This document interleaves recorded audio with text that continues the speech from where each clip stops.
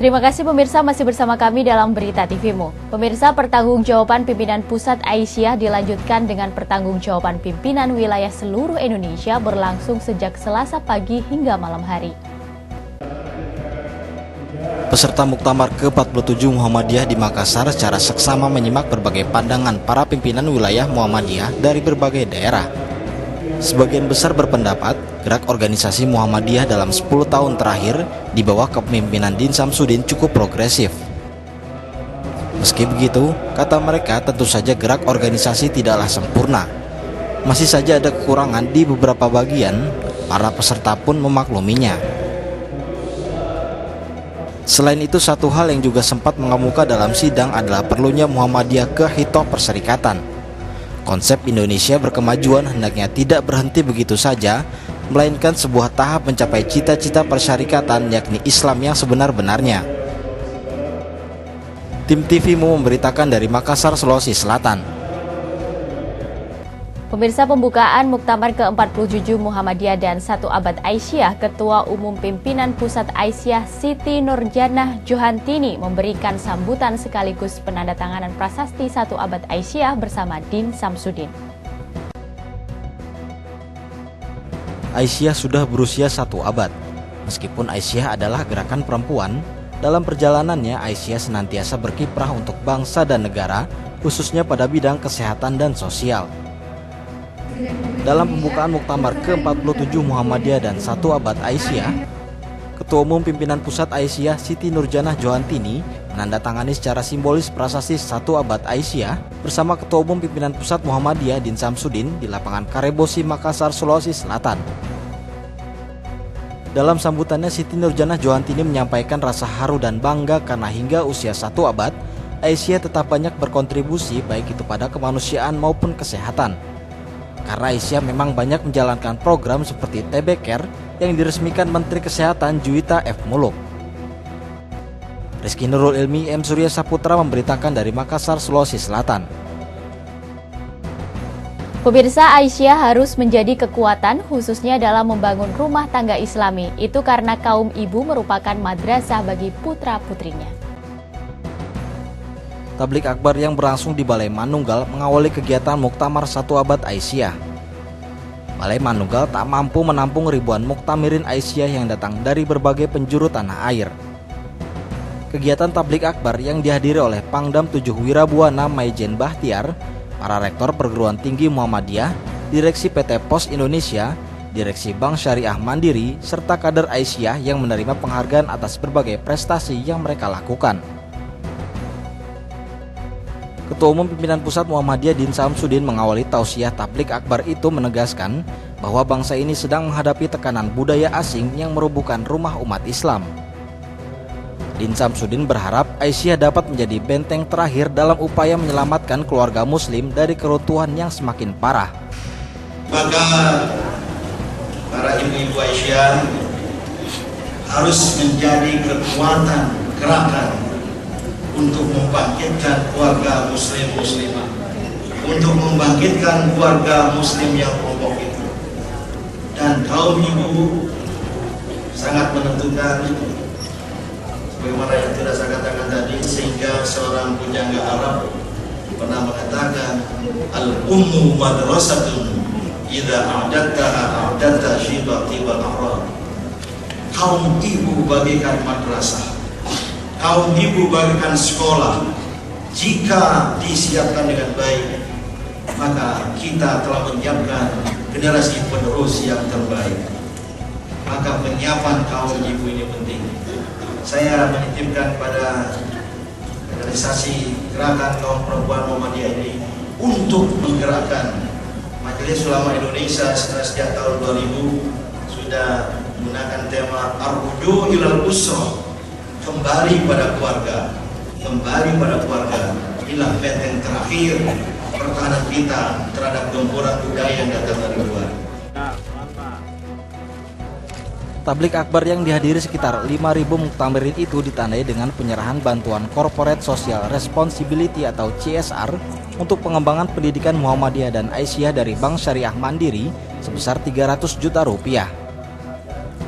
Ketua Umum Pimpinan Pusat Aisyah Siti Nurjanah Johantini juga menyerahkan penghargaan kepada kader-kader Aisyah yang telah berprestasi dalam berbagai bidang seperti dakwah, pendidikan, dan kesehatan.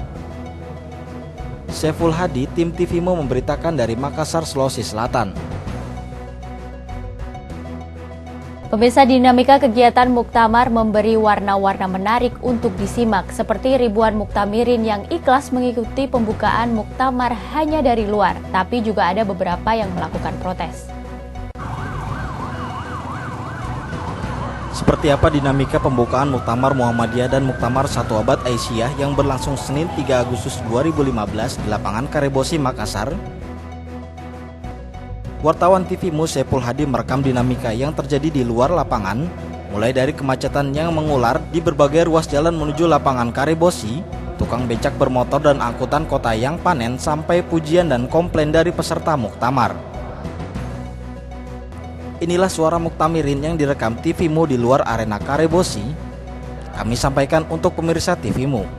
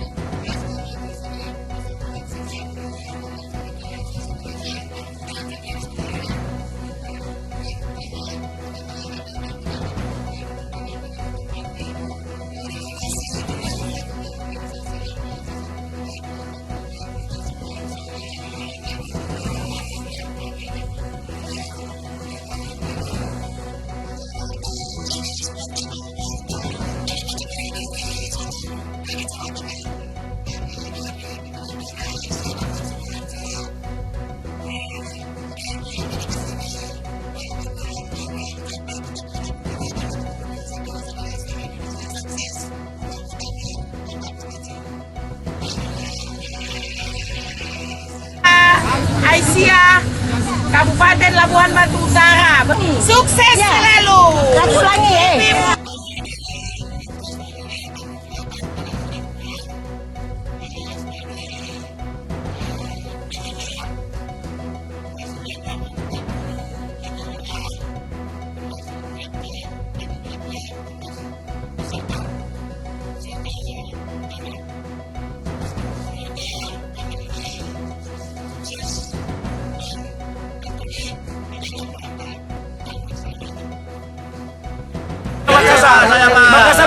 Makassar tidak berterima kasih, tempatnya tuh di sini. Panitia kacau, keamanan kaku kayak tembok. Tolong Bukan manusia lagi. seluruh Indonesia ini Pak yang datang. Saya dari PDM Lahat Sumatera Selatan. Bapak dari mana, Pak? Dari Jawa Timur, Pak. Bapak dari mana, Pak? Jawa Barat. Bapak dari mana, Pak? Kami dari Lampung. Sudah berapa kali kami mengikuti itu? Baru kali ini, Pak. Baru kali ini, Pak. Ini bunda saya. Sudahlah. Ini Apapun dinamika yang terjadi, itu adalah warna-warna dari sebuah perhelatan besar. Puas dan tidak puas pasti akan terjadi. Saiful Hadi, tim TVMO memberitakan dari Makassar, Sulawesi Selatan. Berita menarik lainnya akan kami hadirkan setelah jeda berikut ini. Tetap saksikan Berita TVMO.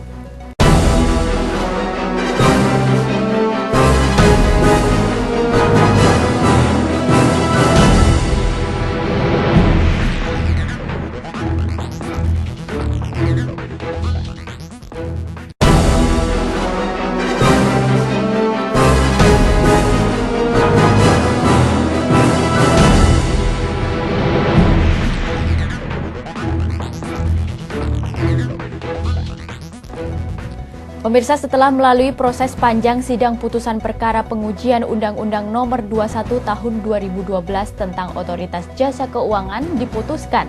Dalam sidang putusan itu, Hakim Agung memerintahkan agar Lembaga Otoritas Jasa Keuangan atau OJK tetap menjalankan kegiatannya.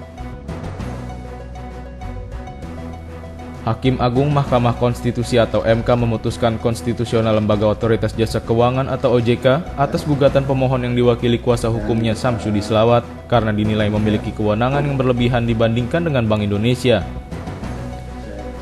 Meski begitu, Hakim Agung MK memutuskan agar OJK terus menjalankan aktivitasnya. Sidang gugatan konstitusional lembaga OJK ini dilakukan selama 7 kali dengan berbagai tahapan dari bulan Mei 2014 lalu. Namun, dalil yang dilontarkan para pemangku kebijakan, dalam hal ini pemerintah dan DPR RI, berharap jika OJK terus melakukan kegiatan untuk mencegah agar tidak terulang lagi seperti krisis moneter. Usai sidang, Wakil Ketua Komisioner OJK Rahmat Waluyanto sangat berterima kasih dengan semua pihak yang mendukung OJK sehingga MK memutuskan kepihakan kepada OJK. Oleh karenanya, OJK akan berjalan terus, bahkan terus ditingkatkan kinerjanya. Rahmat pun mengakui jika selama ini sumber pendanaan OJK itu berasal dari APBN. Namun, pada saatnya nanti, OJK akan mendanai sendiri jika dianggap mampu. Dengan tadi disebutkan juga yang terkait dengan pungutan, ya, bahwa sumber pendanaan OJK itu berasal dari APBN, ya, itu pada awalnya, ya, tapi tadi secara khusus disebutkan bahwa pada saatnya nanti OJK dianggap telah mampu, ya, mendanai dirinya berdasarkan pungutan, itu harus ditegaskan, ya, di dalam pengaturan lebih lanjut. Nanti kami perlu berkonsultasi dengan DPR dalam hal ini dan juga pemerintah. Rahmat menambahkan, kemenangan ini sebagai wujud kemenangan bersama, negara, dan konstitusi. Dalam persoalan ini, OJK apresiasi terhadap Mahkamah Konstitusi yang mengawal penegakan konstitusinya. Dedi Muhsoni memberitakan dari Jakarta. Pemirsa, Badan Pengawas Pemilu Republik Indonesia merilis masih banyaknya persoalan di dalam tahapan pemilihan kepala daerah serentak 2015. Salah satunya adalah dugaan mahar politik atau uang pelicin untuk mendapatkan rekomendasi dari partai politik. Dari hasil survei dan monitoring oleh Badan Pengawas Pemilu atau Bawaslu Republik Indonesia yang berlangsung selama 2 hari, Bawaslu menemukan banyak persoalan serius dalam tahapan Pilkada serentak 2015 ini. Salah satu temuan Bawaslu ini yaitu masih adanya praktik mahar politik atau uang pelicin untuk mendapatkan rekomendasi dari partai politik. Komisioner Bawaslu Republik Indonesia Nasrullah menjelaskan, meskipun dilarang, Bawaslu Republik Indonesia menduga praktik mahar politik tetap terjadi di sejumlah daerah. Terlebih, selama pencalonan Pilkada serentak 2015 ini. Beberapa bakal calon kepala daerah mengaku gagal mendapatkan rekomendasi dari partai politik lantaran tidak sanggup memenuhi mahar berupa uang yang jumlahnya miliaran rupiah. Langkah awal dari pengawas pemilu untuk mengusut praktek mahar politik. Jadi seperti pemberitaan kemarin, ada beberapa kandidat yang katanya mengaku dimintai uang. Nah, oleh sebab itu kami akan dalam waktu dekat akan meminta penjelasan dari yang bersangkutan tentunya. Dan di daerah sesungguhnya sudah terjadi beberapa klarifikasi, ya. Adanya persoalan ini, Bawaslu terus melakukan penelusuran. Meski begitu, Bawaslu akan meminta bantuan Badan Pemeriksa Keuangan atau BPK untuk melakukan audit. Tidak hanya BPK, Bawaslu juga berkoordinasi dengan Komisi Pemberantasan Korupsi atau KPK, Kepolisian, dan Kejaksaan Agung. Dedi Muhsoni memberitakan dari Jakarta. Pemirsa, Komisi Pemilihan Umum atau KPU telah memperpanjang pendaftaran bagi para calon kepala daerah tunggal yang berada di 11 daerah. Semarak pilkada semakin terlihat. Komisi Pemilihan Umum atau KPU terus melakukan persiapan. Seperti sudah memulai membuka pendaftaran calon peserta pilkada dari berbagai daerah dan partai politik. Namun, banyak daerah yang hanya memiliki calon tunggal tanpa ada pesaingnya. Untuk itulah, KPU memberikan tenggang waktu kepada 11 daerah yang hanya memiliki calon tunggal agar ada calon-calon lainnya yang mendaftar. Berikut 11 daerah yang masih memiliki calon kepala daerah tunggal. 11 daerah yang masih memiliki calon daerah tunggal ini antara lain Kabupaten Asahan, Kabupaten Blitar, Kabupaten Mataram, Kabupaten Minahasa Selatan, Kabupaten Surabaya, Kota Samarinda, Kabupaten Purbalingga, Kabupaten Pacitan, Kota Tasikmalaya, Kota Timur Tengah Utara, Kabupaten Pegunungan Arfak, Pendaftaran peserta pilkada berdasarkan penuturan Komisioner KPU Hadar Nafis sudah dibuka pada tanggal 26 hingga 28 Juli 2015. Dari 269 daerah, ada 12 daerah yang hanya memiliki bakal calon tunggal dan 1 daerah yang belum memiliki kandidat. KPU membuka kembali pendaftaran pada tanggal 1 hingga 3 Agustus 2015. Jika hingga pada tanggal 3 Agustus daerah yang masih belum memiliki bakal calon kepala daerah atau calon tunggal, KPU akan memperpanjang hingga 2017 nanti.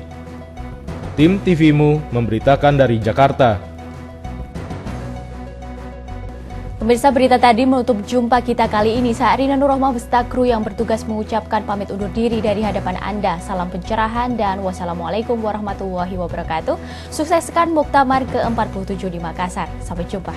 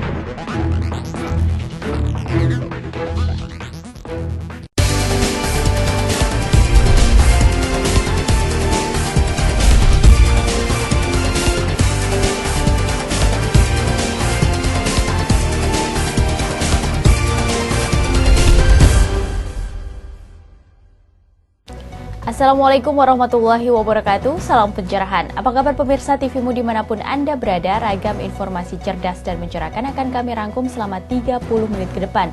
Di antara berita yang akan kami hadirkan yakni seluk-beluk Muktamar ke-47 di Makassar. Bersama saya Arina Nurrohmah, inilah berita TVMU selengkapnya untuk Anda.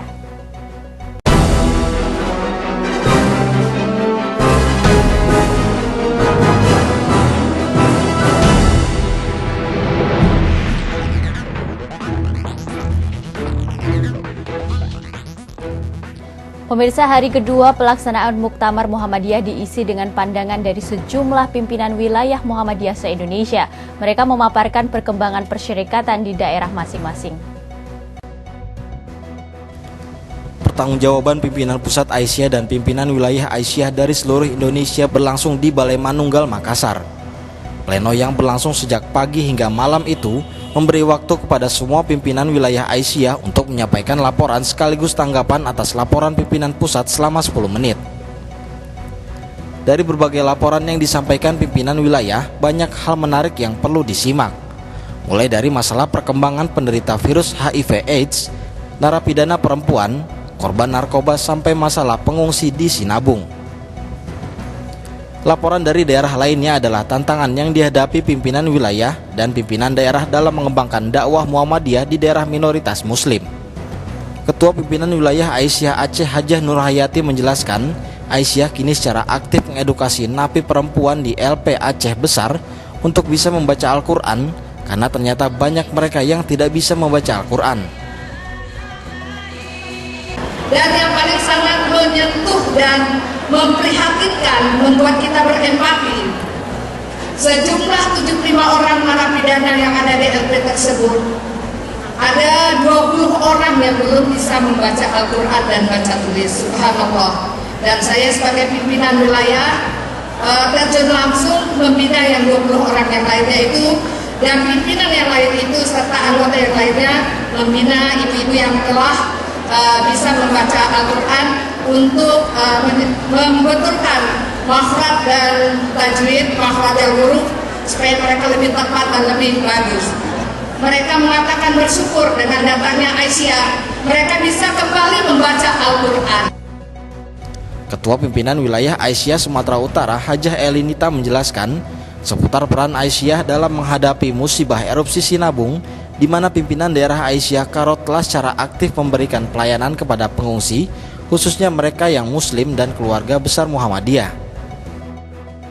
Kalau anak ditimpa oleh musibah, yang berkepanjangan, yaitu erupsi Gunung Sinabung, di mana ini selalu menjadi beban bagi PDA Karo. Kebetulan pada bulan Ramadan, Karo tetap mengantarkan bukaan kepada kemah-kemah pengungsi yang tidak berhenti setiap hari, dan kemudian di hari raya membuatkan makanan, katakanlah lontong untuk orang-orang yang ada di pengungsi. Kemudian juga Karo melalui PWA Sumatera Utara juga mendapat bantuan dari Tangerang Selatan. Saiful Hadi, TVMU memberitakan dari Makassar, Sulawesi Selatan. Pemirsa, silaturahmi saudagar Muhammadiyah merupakan forum inspiratif pengusaha Muslim Muhammadiyah. Dalam forum ini membahas strategi dakwah Muhammadiyah melalui kreasi nilai ekonomi dan solusi bisnis. Berikut liputan selengkapnya untuk Anda. Hadir sebagai pembicara dalam forum silaturahim saudagar Muhammadiyah antara lain Sutrisno Bahir, Fatimah Kala, Direktur Kala Group, Rianto, Direktur Utama Bukopin Syariah, dan Direktur Utama Bank Panin, Deni Hendrawati. Dalam forum saudagar Muhammadiyah ini, Sutrisno yang juga kader PAN menyampaikan, sebagai calon saudagar atau pengusaha Muhammadiyah harus bisa membaca kapan bisnis itu akan berkembang. Dalam Muhammadiyah perlu adanya serikat saudagar Muhammadiyah sehingga wirausaha muda Muhammadiyah dapat menjadi cikal bakal pengusaha besar Muhammadiyah. Nah, dengan adanya nanti wiramuda itu saya kira itu akan muncul seperti bola salju. Sekarang anggotanya sudah ribuan gitu. Anak-anak muda itu umur 30-an ke bawah. Ya ini kan yang akan bisa menjadi cikal bakal kader Muhammadiyah untuk menjadi seperti Mas Majid dan Sultan dan lain-lain. Bisnis dan usaha Muhammadiyah perlu dorongan dari luar. Misalnya pada pembangunan gedung pusat Muhammadiyah, kemudian dalam persiapan Muktamar Muhammadiyah setidaknya ada 3 pengusaha yang bergerak khususnya bidang ekonomi. Rizky Nurul Ilmi, M. Surya Saputra memberitakan dari Makassar, Sulawesi Selatan. Dalam forum silaturahmi saudagar Muhammadiyah, beberapa pimpinan cabang bekerja sama dengan Bank Syariah dalam peningkatan ekonomi warga Muhammadiyah. Satu diantaranya pimpinan cabang Rawamangun, Jakarta yang memberikan pembiayaan pembangunan sekolah. Muhammadiyah memiliki banyak kader yang berpeluang menjadi pengusaha dan memiliki kader-kader cerdas untuk memajukan bangsa dan negara. Tetapi untuk mewujudkannya juga harus ada dorongan luar, misalnya adanya kerjasama dengan bank dalam pemenuhan realisasi program kader Muhammadiyah. Untuk meningkatkan ekonomi warga Muhammadiyah, Bank Panin Syariah melakukan sinergitas terhadap amal-amal usaha Muhammadiyah.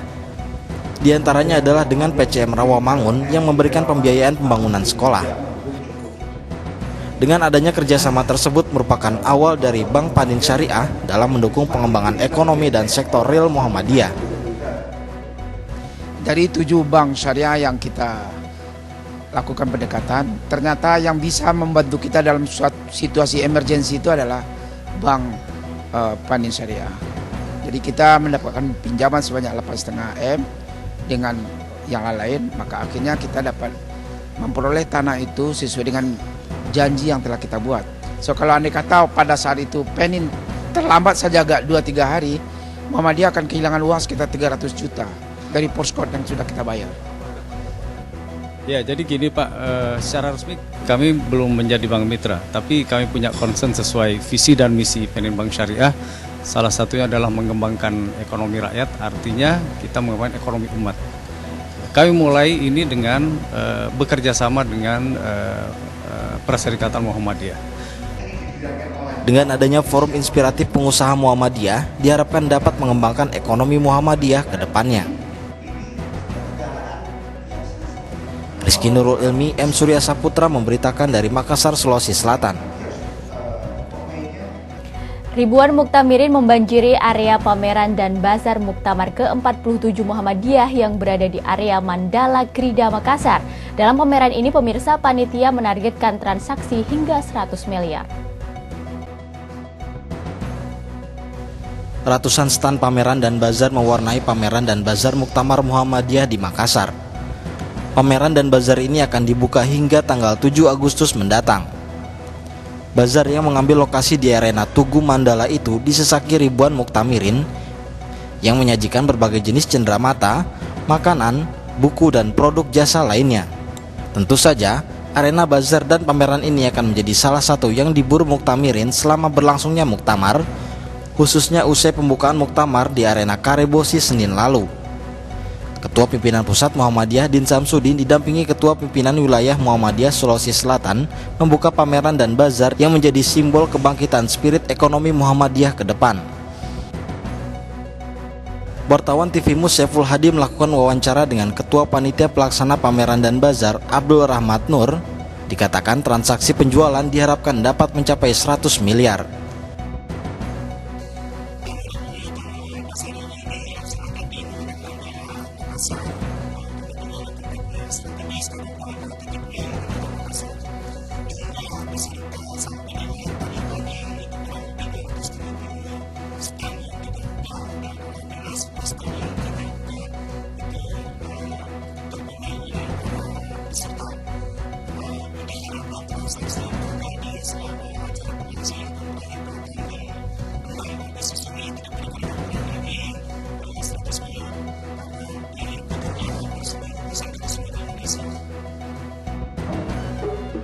Saiful Hadi, TV-Mu memberitakan dari Makassar, Sulawesi Selatan.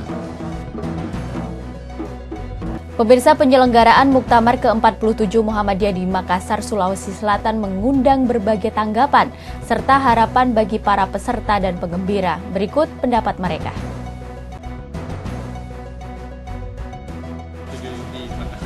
Cukup bagus, tertib, kemudian penerimaannya juga sangat-sangat bagus lah, dari mulai senyum, kemudian kalau ada yang butuh segala sesuatu diantar, sampai kan ada yang menarik tuh kemarin kita sampai diantar barang itu oleh panitia sampai ke kamar itu. Jadi cukup bagus lah, cukup bagus. Yang pertama kita berharap nanti kepemimpinan ke depan itu solid, terdiri dari orang-orang yang punya kompetensi, kemudian tidak terintervensi oleh kepentingan-kepentingan yang di luar karakter Muhammadiyah lah, sehingga Muhammadiyah lebih maju, sehingga yang dicita-citakan oleh kita itu tercapai, jadi gerakan Islam berkemajuan gitu. Dan tentu sekali lagi berharap nanti dari kepemimpinan itu bisa berdampak pada pengembangan institusi-institusi yang ada di Muhammadiyah lebih maju lagi. Tentang penilaian saya, yang mana saya ini baru pertama kali artinya mengikuti Muktamar Muhammadiyah yang ke-47 ini, saya menilai bahwa menurut penilaian saya termasuk luar biasa. Artinya yang pertama, Muktamar ini bisa langsung dibuka oleh Presiden Republik Indonesia Bapak Jokowi. Dan kalau tidak salah informasi, penutupan nantinya menurut kabar akan ditutup oleh Wakil Presiden Pak Haji Yusuf Kalla. Ya, jadi harapan kami untuk kepemimpinan selanjutnya, yang mana 2 periode ini dipimpin oleh Bapak Din Samsudin, mudah-mudahan siapapun yang menggantikan yang terpilih untuk dapat menjabat sebagai Ketua Umum Pimpinan Pusat Muhammadiyah dapat lebih di atas lagi kepemimpinannya daripada Bapak Din Samsudin. Harapan kami seperti itu. Kalau untuk pelaksanaannya saya kira juga sudah cukup bagus, penyambutan juga baik, penempatan untuk akomodasi peserta juga cukup lah itu. Ya. Atau barangkali ada masukan? Mungkin dari sisi publikasinya aja kayaknya masih kurang gitu. Kami dari turun bandara, tapi di sana sudah banyak kan atribut-atribut Muhammadiyah, cuma perlu ditingkatkan lagi gitu. Nanti akan datang untuk pengalaman tuan rumah. Kayak tadi pelaksanaan di pembukaan itu ya, sebagian lah, tapi sudah ada layar besar yang kurang shift, itu aja, yang lain bagus. Sebenarnya kelihatannya sangat meriah Pak, banyak pesertanya dari mana-mana datang, sehingga suasananya begitu hiruk pikuk ramai gitu Pak. Mungkin ada kritik tertentu untuk pembelajaran. Oh ya, tadi kita mau masuk di mana tadi, di lapangan itu agak kesulitan ya, karena harus bawa undangan. Iya, penggembira ada tempat tapi kurang layak ya. Tadi ada layarnya, barangkali perlu diperbanyak layar gitu Pak. Layar untuk yang tidak bisa masuk ya. Ya, kita harapkan pemimpin ke depan membawa Muhammadiyah lebih maju. Seperti apa nih? Temanya kan Indonesia yang berkemajuan untuk semua umat di Muhammadiyah, khususnya bagi kita dari universitas ya, maju bagi universitas seluruh yang ada Muhammadiyah yang ada di seluruh Indonesia. Tim TVMO memberitakan dari Makassar, Sulawesi Selatan. Berita menarik lainnya akan kami hadirkan setelah jeda berikut ini.